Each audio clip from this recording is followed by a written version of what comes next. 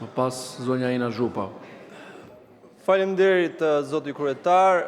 Dua të shtroj pyetjen se si ka mundësi që qeveria shqiptare hesht teksa një shtetas shqiptar Baki Goxha i është marrë peng në shkelje të gjitha drejtave ndërkombëtare, në ujëra ndërkombëtare, së bashku me 10 aktivistë të tjerë nga mbar Evropa, duke çuar ndihmë humanitare në Gaza. Ndërkohë që kryeministrat apo ministrat e jashtëm të vendeve tjera si të Francës, të Spanjës, të Holandës, madje vetë Giorgia Meloni e Italisë kanë thirrur ambasadorët izraelian të vendeve përkatëse për të dhënë llogari, madje për të kërkuar falje për qëndrimin dhe ato shfaqje të turpshme që ka dhënë shteti i tyre. Atëre, unë shtroj pyetjen, pse heshtim ne?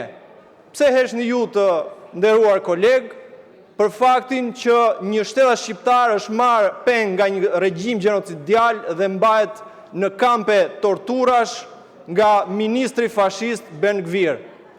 Si ka mundësi që nuk reagoni dhe ç'do të bëni nëse e njëjta gjë do ndodhte që të merrej peng një shtetas shqiptar në detin Mesdhe jo nga izraelianët, por nga rusët apo nga iranianët? A do nënshkruhet atëherë rezoluta për t'i shpallur shtetet terroriste? Atëherë pse s'flisni tani?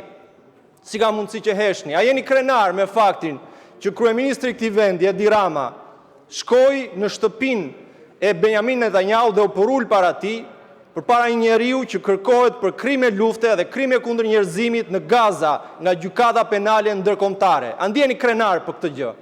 Si ka mundësi që nuk reagoni? Për çfarë, nga kush keni frikë, nga çfarë trembeni? Apo pretendoni se po mbroni interesat e shqiptarëve?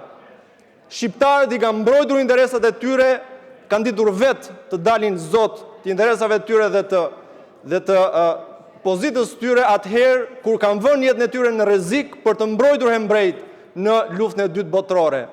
Prandaj ne duhet të jemi mirënjohës Bakiut, sepse është pikërisht ai që është ambasadori më i mirë i vlerave shqiptare nëpër botë sot dhe askush më shumë se ai nuk e përfaqëson Shqipërinë në këtë sallë.